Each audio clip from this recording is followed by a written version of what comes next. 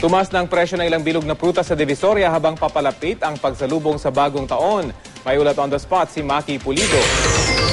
Maki.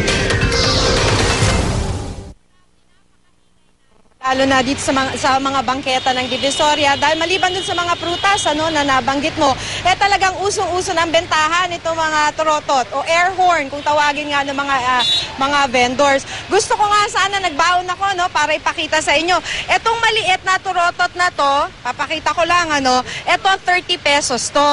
Itong maliit, sinasabi nila. Tapat na daw yung presyong yan, Rafi.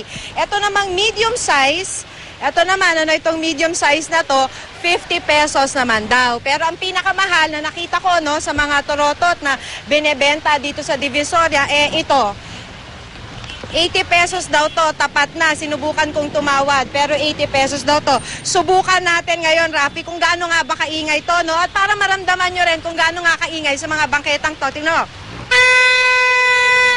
Talaga namang maingay, di ba?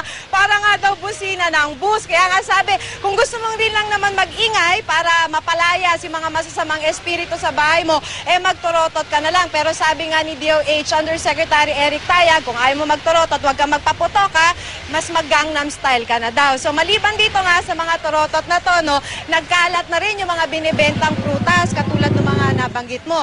At yung ibang mga tindera na nakausap natin, sabi nila, nagpalit na raw sila ng mga binibenta nila dahil nga malapit na itong bisperas ng bagong taon. So mag-price watch tayo. Yung nakita natin na Washington apple, dati 3 pieces for 50 pesos. Yan yung bago magpasko. Pero ngayon, 3 for 100 pesos na. Sa December 29 daw o sa Sabado, sabi ng mga tinderang nakausap natin, kada piraso ng benta, 40 pesos kada piraso. Yung mga peras, kasi ito yung mga usong-uso pag bagong taon, nung bago mag-Christmas, hanggang ngayon, 5 for 100. Pero, pag magbibesperas na raw ng bagong taon, 20 to 25 pesos na kada piraso. Yung mga sagada orange na masarap daw, 4 for 100 ngayon, 4 na piraso kada 100 pesos, magiging 3 for 100 pesos daw.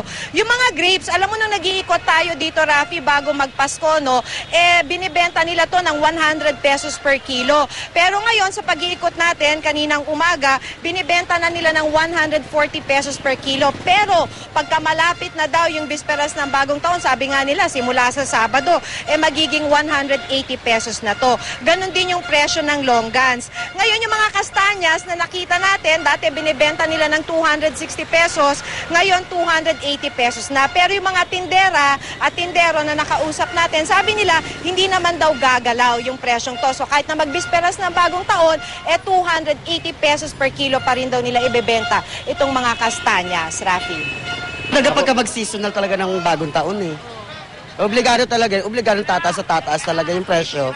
Tataas din kami ng price. Yung pinagkunan ninyo nagmahal na? Talaga magmamahal talaga siya. So kung Dahil December na po kailangan po prutas pang-alay. dahil, bakit prutas? Yung po ngayon sa mabente. Alam mo, Rafi, naganap din ako ng mga polka dots, Kasi di ba usong-uso yan, magsuot ng polka dots pagka bagong taon, pero wala pa akong nakita. Ang nakita ko, may mga nagbebenta sa bangketa nitong mga firecrackers na nakikita ninyo ngayon, Tinanong natin, may dokumento ba sila? Pero ang sabi ng mga nakausap nating nagtitinda, wala raw silang hawak, wala silang may pakita, dahil nasa mga amo raw nila. Rafi? Naku, Maki, dahil sa pagtorotot mo na yan live on air, marami nang bibili ng mga torotot. Pero sandali lang, yung mga binanggit mong mas maganda? Oo, tama, Maki. Mas maganda ingay na nga magtorotot na lang. Napakaingay nun, Sabi nga sa akin, para nga namang busina ng bus o kaya nung barko. So, mas maganda nga naman na magtorotot na lang. Pero kung masyadong ang mahal, kasi yung ganung kalaki, 80 pesos kada piraso, di mag-Gangnam dance na nga lang daw, sabi ni Yusek Tayag. And tanong ko nga, Maki, baka magmahal pa yan habang papalapit yung bagong taon, yung mga nabanggit mong presyo? Tinanong natin yan sa Torotot, Rafi, sabi nila tapat na daw at hindi raw gagalaw yung presyo. So sana nga naman yung mga nabanggit nating presyo ay hindi na gumalaw. Sabi ng mga tindero, sa dami daw nilang nagbebenta doon ng mga ganitong mga produkto, malamang hindi na daw gagalaw tong presyong to bago magbisperas ng bagong taon. Okay, maraming salamat, Maki Pulido.